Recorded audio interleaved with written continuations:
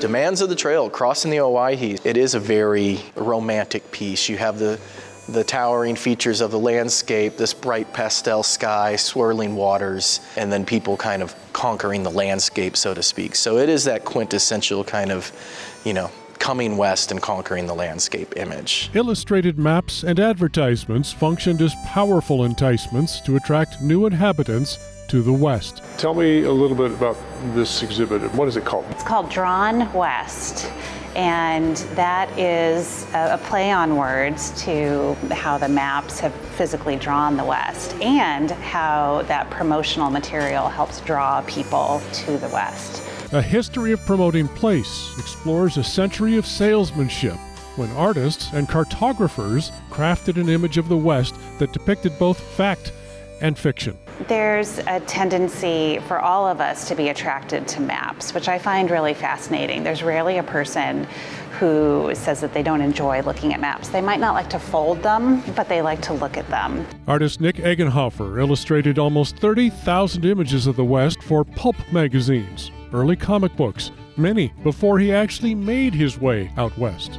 This is one of the favorite pieces of mine by Nick Eggenhofer. He did not go west until 1925, until he could get his hands on a Model T Ford. But he had been illustrating the West for years. It's one of those things where it really shows that difference of what's authentic and what's not. This visually engaging exhibit features more than 50 maps, artworks, and advertisements by prominent Western artists. This is an image of Central Oregon. There's no bend. There's nothing. There's no bend. Yeah, there's nothing. And it's really interesting. Some of the maps you can go through and see, some of these names change. Obviously, everything had indigenous names. And then as people go through different expeditions, surveyors, railroads, all those go through, they change the names of places and change things. At this time, that's just called the Great Sage Plains, which probably not a super provocative marketing term these days. Viewing these evocative images of what artists and mapmakers thought would attract visitors to the West in the late 1800s got me thinking about how the area is marketed to travelers today. Bend has been an outdoor destination. At certain times, people as high as 90% of folks polled have expressed that outdoor recreation is what's driving their visit to Bend. So that's the bread and butter that we hang our hat on. And to that end, our marketing really celebrates what it means to be outside, what it means to have fun. Visitors can explore the decades of westward expansion as roads, railroads, national parks, and ski resorts began to sprout across the landscape. Recreation that we know and love so much now about this area, that wasn't even in the cards until some juncture. Yes, I think the documentation and the promotion of recreation happened a little bit later, but humans have always liked to play and have fun. And as we know, by living in Central Oregon, those opportunities are boundless. From the growth of cities and towns along railways in the high desert to the first Pendleton Roundup in 1910 and the construction of the Bonneville Dam in the 1930s, each artwork, map, and advertisement on display tells a story of near constant change. These maps weren't drawn with the native cultures in mind. They were drawn to attract people from other parts of the country. There was a completely different agenda, if you will, to promoting this place and settling it, which was incredibly disruptive to the communities that have been here since time immemorial.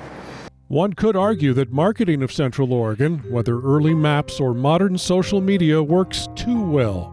We understand over-tourism, we see it happening, we read about it in the headlines, and that's why we take a very balanced approach. So one example is for the last 6 years, Visit Bend didn't market at all in the summer to attract visitors. We make sure that folks understand what it means to be a responsible recreationist. It's really important to leaving it better than you found it, and when you do that, we're leaving behind a destination where future generations can thrive in just as much as we are. From myths and marketing to fact and fiction, Drawn West will encourage visitors to look closer at a century of advertising this place we call Central Oregon. The images of people being carefree and having fun, in these beautiful landscapes is something that they could sell to most anybody. And then adventure seekers and tourists from all over the country can see, the West is absolutely stunning, the Cascade Mountains and the ski resorts and everything. It's a whole new way to see and experience the landscape. Drawn West, a history of promoting place, is on display through June 28, 2026. From the High Desert Museum, I'm Brooks Snavely for The Great Outdoors.